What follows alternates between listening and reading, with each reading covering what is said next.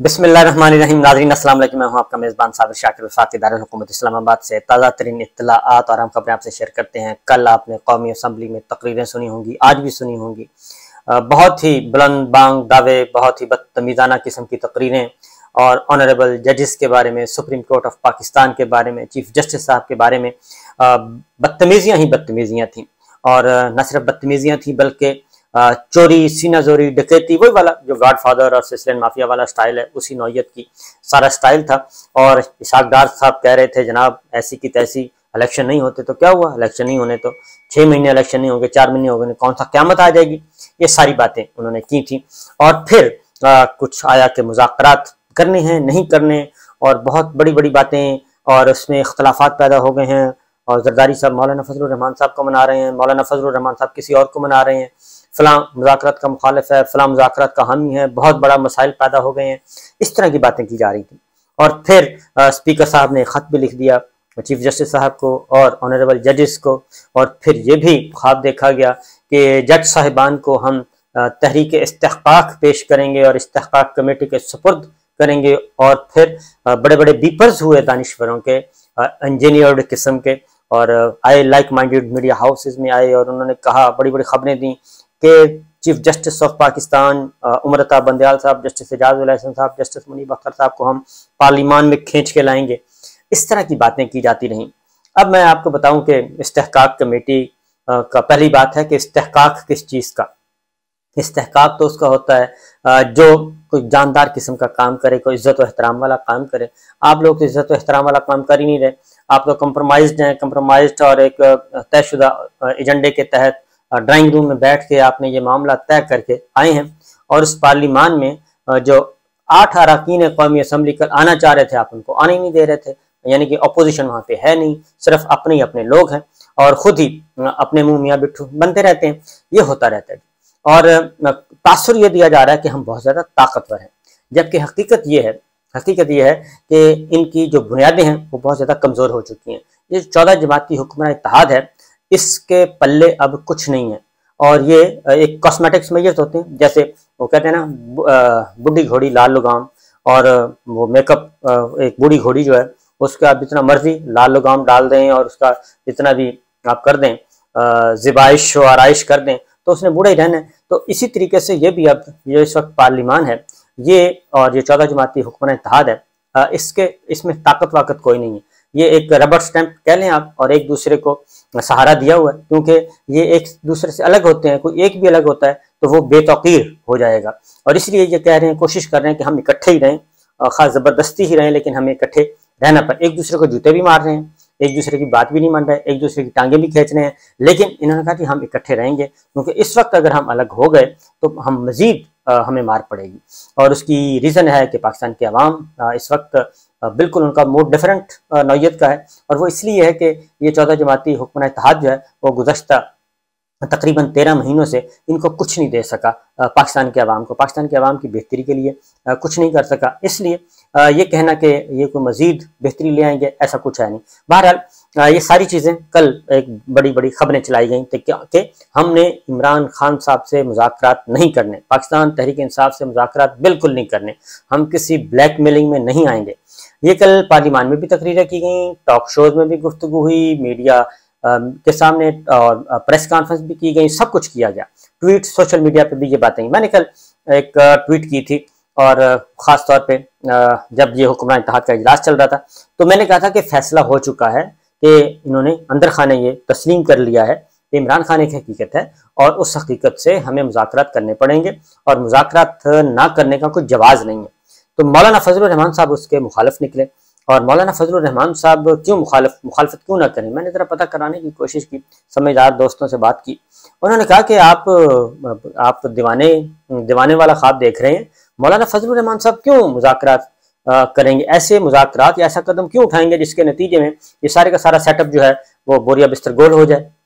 उसकी रीज़न है, उन्होंने कहा कि खैबर पख्तूनख्वा में तो गवर्नमेंट जो है वो है ही मौलाना की, और केयर टेकर सेटअप जो है वो तो बिल्कुल एक डमी है, और वज़ीर आला तो वहाँ पे सिर्फ नाम के वज़ीर आला हैं, बाकी सारा जो गवर्नर साहब हैं, जो इनके समधी हैं मौलाना के गुलाम अली साहब, वो चला रहे हैं सारे मामला और वही पूरा सूबा कर रहे हैं। ब्यूरोक्रेसी को वो डील कर रहे हैं, पॉलिस को वो कर रहे हैं और तमाम तर उमूर वो देख रहे हैं और अपने अपने हल्के भी सीधे करने की कोशिश कर रहे हैं। तो इसलिए आप ये भूल जाएं कि एक पूरे का पूरा सूबा खैबर पख्तूनख्वा और बगैर किसी इलेक्शन के और बगैर किसी वोट के और बगैर किसी MPs के जीते हुए बगैर पूरा सूबा उनको मिला हुआ है, तो वो एंजॉय कर रहे हैं। इसलिए उनका कोई इरादा नहीं है मौलाना फजलुर रहमान साहब का और कि जी वो इस प्रोसेस का हिस्सा बनेंगे, वो नहीं बनेंगे। दूसरा उन्होंने कहा कि आप मरकज में देख लें, मरकज में मौलाना फजलुर रहमान साहब के पास माशाल्लाह से ज़बरदस्त किस्म की वजारतें हैं, न सिर्फ इधर हैं बल्कि बलूचिस्तान में भी हैं। तो बलूचिस्तान में भी हुकूमत और मरकज में वजारतें, 4 मेन वजारतें मौलाना साहब के पास हैं। वजारत मजहबी उमूर है, वजारत हाउसिंग विभाग है, वजारत कम्युनिकेशन है, मौलाना साहब के अपने बेटे और डिप्टी स्पीकर हैं उनके, यानी कि इतने MNAs नहीं है जितनी वजारतें और चेयरमैन स्टैंडिंग कमेटी, यानी कि कोई भी बेरोजगार नहीं है। तो ये सारा कुछ होने के बाद मौलाना फजलुर रहमान साहब क्यों इस सारे प्रोसेस का हिस्सा बनेंगे? लिहाजा उन्होंने कहा कि ये तो हो ही नहीं सकता कि वो इस खेल का हिस्सा बने, वो उतना लंबा खींचते रहेंगे। और दूसरा मरीम साहबा की और नवाज शरीफ साहब की भी ये ख्वाहिश भी है, बाय डिज़ाइन भी है कि आप ज़रा बाहर रह के प्रेशर ग्रुप के तौर पे काम करते रहें, हम आपको सपोर्ट करते रहेंगे और आपने शहबाज शरीफ साहब पे भी प्रेशर रखना है। और हमने उसका आज एक थोड़ा सा झलक कल एक देखी थी, जावेद लतीफ़ साहब और मुर्तज़ा जावेद अब्बासी साहब के दरमियान जो गालम गलोच हुई और एक दूसरे को मारने तक गए और वो बड़ी मुश्किल से वहाँ पे मौजूद MNAs ने एक दूसरे को, वुज़रा ने एक दूसरे को जफ्फियाँ डाल के और रोका, बड़े जोर से फुटेज भी आ गई है। तो उसका फिर आज उसका हमने एक और उसका देखा जी, आज जावेद लतीफ़ साहब को बोलने का मौका दिया गया। तो जावेद लतीफ़ साहब ने बड़े क्वेश्चन उठाए और उन्होंने अपनी ही हुकूमत से उठाए और शहबाज शरीफ साहब से पूछा। और जावेद लतीफ़ साहब का मतलब है, अगर जावेद लतीफ़ साहब बोले तो आप समझ जाया करें कि मरीम साहबा और नवाज शरीफ साहब बोल रहे हैं, इसलिए वो बराह रास्त हिदायत जावेद लतीफ़ साहब जो हैं वो मरीम साहब से लेते हैं। और मरीम साहबा के इस वक्त नुमाइंदगी कर रहे हैं तलाल चौधरी साहब और ये ख़ास तौर पे जावेद लतीफ़ साहब असम्बली में, जावेद तलाल साहब बाहर हैं। तो जावेद लतीफ़ साहब ने कहा कि भाई हम तो पूछते हैं कि शहबाज शरीफ साहब से, यानी कि हुकूमत से पूछते हैं कि इमरान खान साहब से मुज़ाकरात क्यों कर रहे हैं, तो ये 1 साल पहले हुकूमत क्यों ली थी, ये किस लिए ली थी? क्योंकि मरीम साहबा इसके खिलाफ थी, शहबाज शरीफ साहब जो हैं वो हुकूमत लेना चाहते थे और हुकूमत सारा काम उन्होंने किया था। उन्होंने कहा था अपने नवाज शरीफ साहब से और मरीम साहबा से कि एक दफ़ा मुझे चांस दें, मैं इंशाल्लाह सब कुछ मामला सेट कर लूँगा, आप वापस भी आ जाएंगे, सारा कुछ हो जाएगा, तो मुझे थोड़ा सा टाइम दें। तो ये टाइम उन्होंने देने की कोशिश की। तो बहरहाल ये सारा कुछ होने के बाद अब जावेद लतीफ़ साहब ने बाकायदा तौर पर कौमी असम्बली में खड़े होकर इजलास में ही ये सारी बातें की हैं और उन्होंने कहा है कि जनाब ये जो कुछ हो रहा है इसमें 2-3 आरा पाई जाती हैं। तो ये एक अंदर की लड़ाई चल रही है। मौलाना फजलुर रहमान साहब का मैं बता चुका हूँ, लेकिन इस सबसे बरक्स मुज़ाकरात कोर्ट रूम में कल कहा गया कि हमने मुज़ाकरात नहीं करने और बिल्कुल ये काम हो ही नहीं सकता, सवाल ही पता नहीं होता। और आज कोर्ट रूम में वही अटॉर्नी जनरल थे, वही फारूक एच नाइक साहब थे, उन्हीं सियासी जमातों की नुमाइंदगी कर रहे थे और वो कोर्ट रूम में बिल्कुल दूसरा रवैया था। तो एक तो चीफ जस्टिस साहब ने आज मुज़ाकरात आज और अभी शुरू हो गए, इसकी वजह क्या है? कल तक इतना डेडलॉक था और कोर्ट रूम तक पहुंचने में भी यही डेडलॉक था, तो आखिर क्या वजह है? यकदम आनन फानन सब कुछ हो गया क्योंकि शाह महमूद कुरैशी साहब ने कोर्ट रूम में कहा कि जनाब ये जो कुछ गवर्नमेंट साइड बोल रही है, अटॉर्नी जनरल साहब या ये लोग जो बातें कर रहे हैं हुकूमती, ये बिल्कुल गलत कह रहे हैं और मैं आपको प्रूव कर सकता हूँ कि मैं जो कह रहा हूँ वो सच कह रहा हूँ और मेरी किसी भी बात की ये नफी करें। इन्होंने बताया शाह महमूद कुरैशी साहब ने कि जनाब ये तो मुज़ाकरात में संजीदा ही नहीं है, ये मुज़ाकरात करना ही नहीं चाहते। ये कल से आज तक इन्होंने मुझे एक फ़ोन कॉल नहीं की, जबकि असद कैसर साहब ने कहा था कि आप शाह महमूद कुरैशी साहब से बात करें, तो वो हैं और मुझे नॉमिनेट किया हुआ है, लेकिन मेरे साथ तो कोई बात नहीं की। तो ये बातें सुन के तो चीफ जस्टिस साहब ने खबरदार किया। चीफ जस्टिस साहब ने कहा कि एक तो जहन में रखिए कि कौम आपकी तरफ देख रही है और हम भी आपकी तरफ देख रहे हैं और हमारी तरफ से कोई प्रेशर नहीं है आप पे कि आपने मुज़ाकरात करने हैं और कितने अरसे में करने हैं, ना ही हमारा कोई हुक्म है। ये तो एक तजवीज़ थी, एक पिटीशन आई और पिटीशन के नतीजे में सब आ गए और सब ने आके अपनी अपनी बातें की और सिराजुल हक साहब ने भी एक बात की और ये सब आप लोग आपस में कर रहे थे।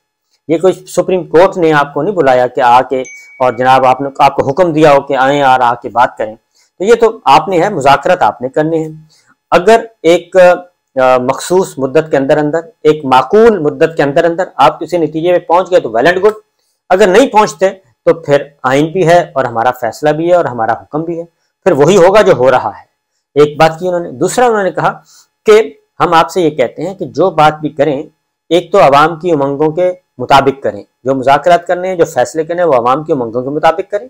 दूसरा उन्होंने कहा कि आइन के अंदर रह के, आइन के फ्रेमवर्क के अंदर रह के करें, कोई आइन से मावरा कोई ऐसा फैसला ना करें जो आपका आइन से टकरा रहा हो। ये दो बातें उन्होंने कही और उन्होंने कहा कि आज हमने इस पे हुक्म सादर करना है और इसको हमने मामला को गैर मुइना मुद्दत के लिए मुलतवी कर देना, आप जाने आपका जाने काम। तो ये जो आज था मामला, वो सिर्फ था एक दिन इलेक्शन से मुताल्लिक, एक दिन इलेक्शन होना है, नहीं होना। आपने सियासी जमातें किसी नतीजे पे पहुंचती हैं, नहीं पहुंचती, तो चीफ जस्टिस साहब ने खास वार्निंग देने के बाद ये डिस्पोज ऑफ कर दिया, यानी कि समाअत मुलतवी कर दी। तो लोग चहमगोइयां भी कर रहे थे कि ये क्या हुआ, इतनी जल्दी क्या हुआ। तो उसकी वजह यह है कि कल जो कुछ हुकूमत ने किया, supreme court, chief justice of Pakistan, supreme court, वो तो देख रहे हैं बड़े हम्बल वे में बात कर रहे थे और वो तो चीज़ों को सुलझाने की कोशिश कर रहे थे। लेकिन जो कल कौमी असम्बली में एक तूफान बदतमीजी बर्पा किया गया बाकायदा तौर पे, और इंतहाई सीनियर लोगों ने तूफान बदतमीजी बर्पा किया और जहर उगला, और कोई नहीं लग रहा था कि कोई छोटे बड़े की तमीज़ है, कोई हमारा कोई मुआशी हमारी सियासी अक़दार है, सियासी अक़दार को इंसान देख लेता है, उसको भी नहीं देखा गया। और न सियासी अक़दार को देखा गया, ना हमारी मुआशरती अक़दार को देखा गया। एक बस आग ही आग था, बदतमीजी थी, जहर था, ये कुछ था। तो कल सारी चीज़ें, कल जो असम्बली का मूड था हुक्मरान इत्तेहाद का, वो सारे का सारा अदालत ने देख लिया था। फिर ये सवाल हो रहा था कि जनाब, मैं हेडलाइन भी देख रहा था कि सिर्फ चीफ जस्टिस साहब बोले, बाकी दो ऑनरेबल जजेस नहीं बोले, वो खामोश रहे, पता नहीं क्या हुआ था। तो सूरत हाल ये है कि जब इन अगले फरीक का एक चीज़ सामने आ गए, खुल के सामने आ जाए, पता चल जाए कि इसके जहन में क्या है, इसके दिल में क्या है, क्योंकि फतूर ही फतूर है और फतूर के अलावा कुछ है नहीं, तो ऐसे फरीक के सामने या ऐसे सामने जो क्लाइंट मौजूद, उसके साथ क्या बातें करनी चाहिए। ऐसी तो उससे कोई फ्री ऐसे लोगों से बात नहीं कर सकता, पहले से पता होता है कि हमने इनको डील कैसे करना है। उसकी रीज़न है कि जब बात आज हुई, जो बात हुई कि हम मुज़ाकरात कर रहे हैं, हम राब्ता कर रहे हैं, जब हुक्मरान इत्तेहाद ने कहा, तो चीफ जस्टिस साहब ने फिर क्या कहा, उन्होंने कहा कि बोनाफाइडी कितना है, यानी कि आपकी नीयत क्या है। एक होता है मेलाफाइड बदनीयती और इंटेंशन क्या है, बोनाफाइडी आपने क्या किया, ये बताएं कि नेक नियति के साथ आपने क्या किया, आपकी नेक नियति कहाँ है, ये साबित करनी है आपने बात। तो जब ये सारी बातें हो गई तो अटॉर्नी जनरल साहब ने मेरा ख्याल है बताया होगा प्राइम मिनिस्टर को जाके, यदि हालात ख़राब हैं और बात वहीं की वहीं है, अगर आपने मुज़ाकरात कर लिए well and good, otherwise supreme court आगे जाएगी, सुप्रीम कोर्ट ये पीछे नहीं हटेगी। लिहाजा उसके बाद आनन फानन ये हुआ जी, आनन फानन, जो कल तक डेडलॉक था और बहुत बड़ी बड़ी बातें की जा रही थी कि मौलाना मान नहीं रहे, फलां नहीं मान रहा, तकरीरें हो रही थी, तो विद इन नो टाइम 2 घंटे के अंदर अंदर वो कमेटी, उसी कमेटी के साथ इमरान खान साहब ने की थी, उसी कमेटी के साथ पीटीआई की शरायत पे मुज़ाकरात शुरू हो चुके हैं और पहला सेशन हो भी गया है, जिसमें जनाबे पीटीआई की तरफ से फवाद चौधरी साहब हैं, शाह महमूद कुरैशी साहब हैं और अली जफर हैं सेनेटर, और गवर्नमेंट की तरफ से आए हैं नवीद कमर साहब हैं, यूसुफ गिलानी साहब हैं, इसाक डार साहब हैं, ख्वाजा साद रफीक साहब हैं और आजम नजीर तारड़ साहब हैं। ये टीम आ चुकी है, इनका पहला सेशन भी हो गया है, ये वही टीम है। वरना कल कह रहे थे कि हम, अब शहबाज शरीफ साहब की कल तकरीर सुन लें कि हम ये मुज़ाकरात करेंगे सिर्फ पार्लियामेंट के अंदर, सिर्फ पार्लियामेंट के लेवल पे करेंगे। और चेयरमैन सेनेट सादिक संजरानी साहब को उन्होंने कहा कि जनाब आप ये ड्रामे को आगे बढ़ाएं। तो सुप्रीम कोर्ट ने भी कहा आज के चेयरमैन सेनेट का इसमें क्या है, ना वो हुकूमत के ना वो अपोजिशन के, वो किस लिए, मुज़ाकरात तो होने हुकूमत और अपोजिशन के दरमियान, तो ये चेयरमैन सेनेट कहाँ से आ गया। तो वो चेयरमैन सेनेट ने जो कल खतबाजी की थी, उसकी खतबाजी का जवाब भी वापस दे दिया, पीटीआई ने, शहजाद वसीम साहब ने भी वापस लिख के भेज दिया। तो लिहाजा मुज़ाकरात भी शुरू हो गए हैं और एक दिन के इलेक्शन की बात दोबारा से शुरू हो गई है और ये संजीदा बात है, इसको गैर संजीदा न लिया जाए। सुप्रीम कोर्ट ने आज यही बताया है। इजाज़त दीजिए, अल्लाह हाफिज़।